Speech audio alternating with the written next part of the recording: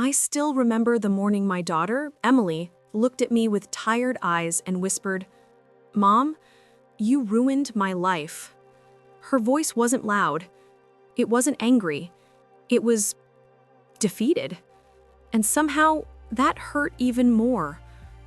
I stood there in the kitchen, holding a cup of warm coffee I suddenly couldn't drink.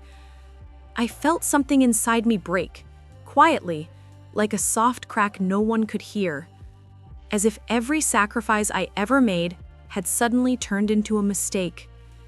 In that moment, I didn't argue. I didn't defend myself. I just breathed slowly and said, "Emily, I'm listening." Emily is my only child. I raised her alone after her father, Michael, left when she was 10.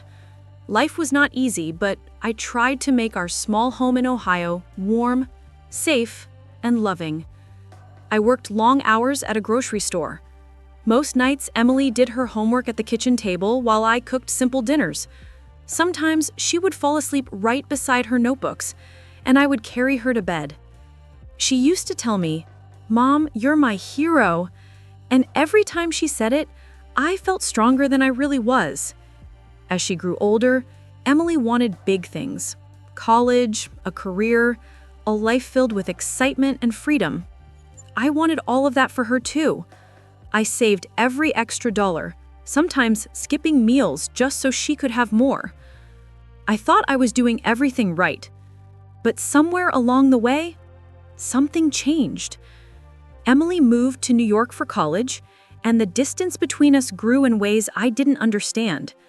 Her calls became shorter, her visits less frequent. One evening, she came home looking stressed, overwhelmed, older than her age. She sat at the dining table, the same one where she wrote her first school essay, and said, "Mom, I feel suffocated.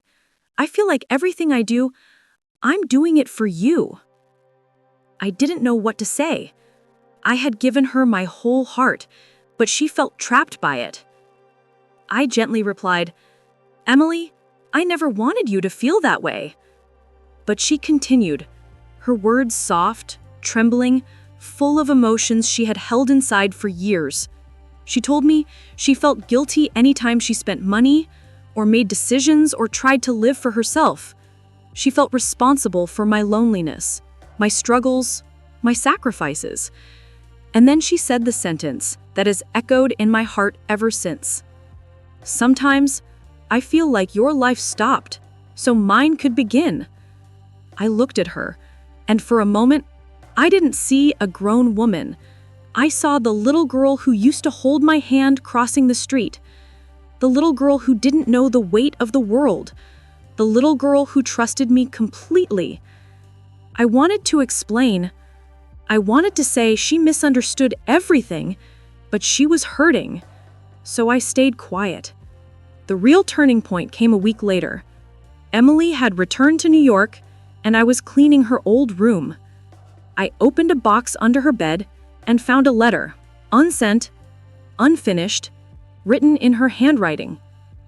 It said, "I'm grateful for everything my mom did, but sometimes I feel like I'm not allowed to choose my own life. I'm afraid to disappoint her. I'm afraid to tell her the truth." I sat on the floor with that letter, holding it like something fragile. Tears filled my eyes, not because she accused me of anything, but because she had carried this weight alone. I realized then, my love had been strong, but maybe it had also been heavy. Maybe, without meaning to, I had held her too close, too tightly, too hopefully. That night, I called her. I didn't cry. My voice was gentle. I said, "Emily, I give you my permission to live your life. Not for me, not for anyone, just for you." On the other end, there was silence, then a quiet sob, and she whispered, "Mom, I never wanted to hurt you."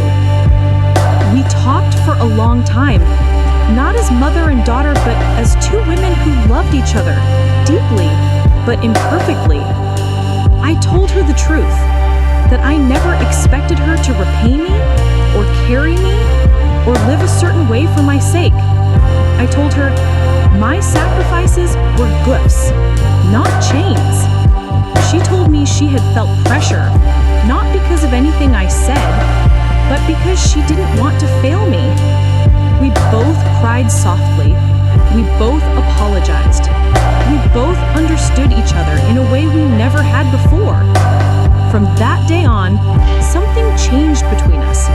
Not distance, but space. Healthy space. Breathing space. She began living more freely, taking a job she loved, making choices confidently. And I began living more too. I joined a local community group, started baking again, took long walks in the evening, and slowly, we both healed. Last month, Emily visited me. She hugged me tightly at the door and whispered, "Mom, you didn't ruin my life. You saved it. I just needed to find myself too." I held her, feeling her forgiveness and offering mine. Life teaches us that even love can be misunderstood. Even kindness can carry weight. Sometimes the people we love don't need us to carry them. They just need us to walk beside them.